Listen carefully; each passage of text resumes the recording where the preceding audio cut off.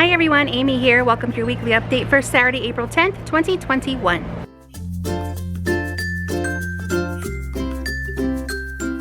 So I am over here in the gazebo garden because I just wanted a nice quiet place to sit, although I can hear the tractors in the background, because we have a lot to talk about today. As you saw in my thumbnail, we had a disaster, a controversy, and some really big news to share with you. I'm going to start with that disaster.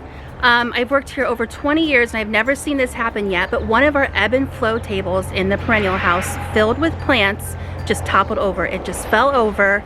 Now this particular kind of table is not clamped down or anything like that. It is on like a rolling bench so that you can move it from side to side if needed. Now a lot of the plants were on just one side and the sheer weight must have just made it topple over. But I've never seen this happen before, but luckily we were able to pull it down. It looks a little bent, but luckily it was saved, and so were all of the plants.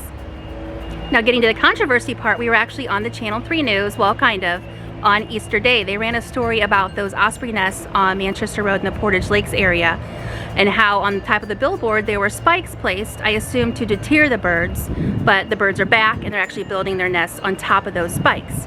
And our billboard was actually showcased on the news. We actually had a couple people call or come in, and they might have thought we had something to do with those spikes, but I want to let you know we had nothing to do with those spikes. We do not own that billboard. All we did was reserve the space 6 months ago. Now they did contact me about a week ago and they said, hey Amy, can we put one of your billboards up earlier than expected? I said, hey, why not? Sure. Little did I know it was that one, so we made the news. As much as we would like some free advertising, that was a bit too controversial for my liking. And also, speaking of Channel 3, WKYC was actually here the other day filming a commercial, which they finished. It's awesome. It's just great. And that'll start running on, I think, the early news and maybe later in the day as well.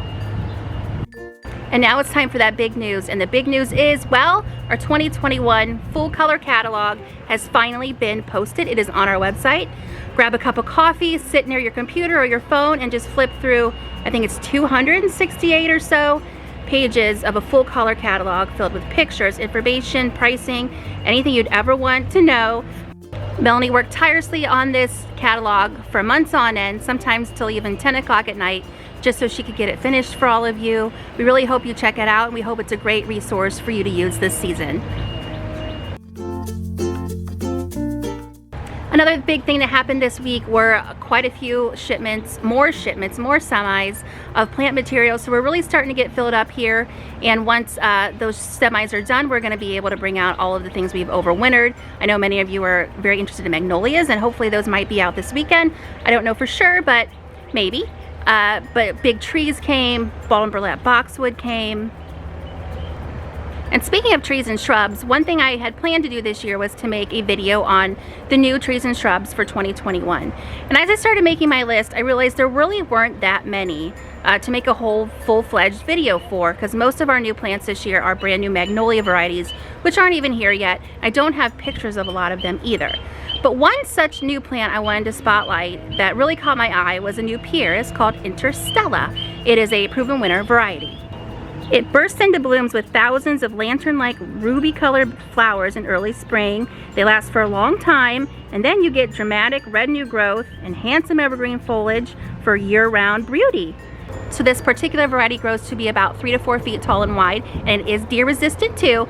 But please keep in mind it is not ready yet. It probably won't be ready until May 1st or after. So keep it on your radar, keep it on your list, but we do not have them just yet. Okay, so let's head into the nursery. I want to show you a lot of things that came in this year, and also what's blooming early in the spring. One of the first things I wanted to show you was our first large shipment of tropical plants, very large house plants. They came in looking great, no bugs or nothing to deal with. Some hibiscus here, variegated ginger up there, the Kimberly queen fern, very popular. And this topiary, called a eugenia, very interesting. And as far as houseplants, the one that caught my eye was this huge monstera. Look at that leaf. These are only, what, $30. That's a really nice big plant.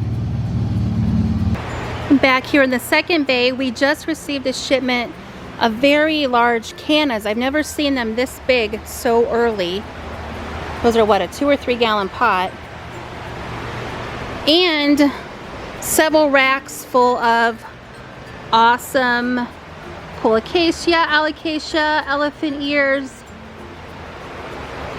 These are all from a company called Classic Caladiums, and I am getting to those caladiums in just a minute. There are those in smaller pots and some larger 6 or 8 inch pots. This particular one is called Coal Miner. Look how dark that foliage is. Then this one's a little different. It's called Sumo. Just green on the top, but underneath it has some purplish veining.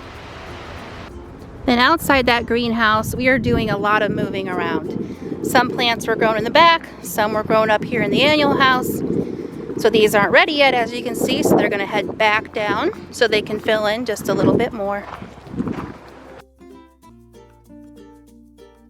There we are fully stocked with more cole crops and lettuce now as well. Celery's here.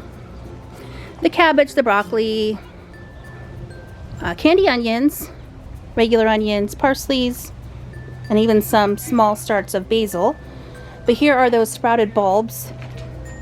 I really like using these in my early spring pots. And then when I'm done with them, they just brown up a little bit and then I plant them in the ground. I did that last year. They all came back and they were looking great. And the second part of that big news I had to share was the opening of our first bay of our perennial house. This is the earliest we have ever opened it. As you can see, all these clematis are available. These were actually grown last summer, so they are fully rooted, ready to grow, full of buds. And then also in the first bay, we have some huge and gorgeous Ito peonies that came in from Monrovia. I cannot wait to see these bloom. Looks like they're starting to get budded up, so it shouldn't be too much longer. And we have more of our tiny lilies over there. And these budded hydrangeas, which we normally kind of force for Mother's Day. And another plant group that is new this year are these new Feathered Friends ajugas. These were produced by our friend Chris Hansen up in Zeeland, Michigan. As you can see, there's a wide array of foliage colors, and they are all budded. I can't wait to see them bloom because there weren't too many pictures of the bloom, but I'm pretty sure most of them will be a bluish color. And just like other ajugas, they can take some sun, part shade, great ground cover. Another plant which you may not have heard of yet, but we will be talking about in our spring newsletter, is right down there, and I cannot wait to show it to you. And here it is. It is a brand new knockout introduction called Petite. It is the first ever miniature knockout rose. Blooms just like its parent. Doesn't get too big, basically 18 inches tall and wide. They're looking great. It looks like they're starting to get some buds. Now normally in the landscape they won't look this full just yet, but they did come out of the greenhouse. So looking great. Can't wait to see this one in bloom. So there's a few more blooming plants I wanted to show you before we head back to the gazebo to finish up this week's video. And some of them are right in here. And here it is. Here is that rhododendron. It is called Teddy Bear. It's not called Teddy Bear because of the flowers or anything else like that, but it's called Teddy Bear because of this fuzzy, it's called induenum, on the back of this kind of rhododendron. It almost feels like a fleece blanket. Again, that one is called Rhododendron Teddy Bear. Also, some of the lilacs have begun blooming. This is a proven winter variety called Centaura Double Blue. I think it was new last year. This one can get big, 6 to 8 feet tall and wide, or bigger, but this flower is extremely fragrant. Speaking of fragrant, these shrub form and magnolias came in. It's a saucer flower type, very fragrant. And this Dr. Merrill white tree form magnolias are also here. Flowers also very fragrant. Okay, so I made it back to the gazebo garden. I can hear all the birds chirping. I can hear the frogs making a bunch of noise in the pond behind me. The thing I wanted to end with today is a gift card giveaway. You guys have been so great to us this spring and all last fall, so we just wanted to give back to you as well. So I'll be giving away 2 $50 Dayton Nursery gift cards, one via Facebook, one via YouTube. All you have to do is comment below either video. You can do both also for double the chances to win. Just let us know why gardening is important to you. We would love to know. And after I tally up the results, I will contact the winners and see who won those gift cards. Okay, so that's it for this week. I wanted to thank you all for watching.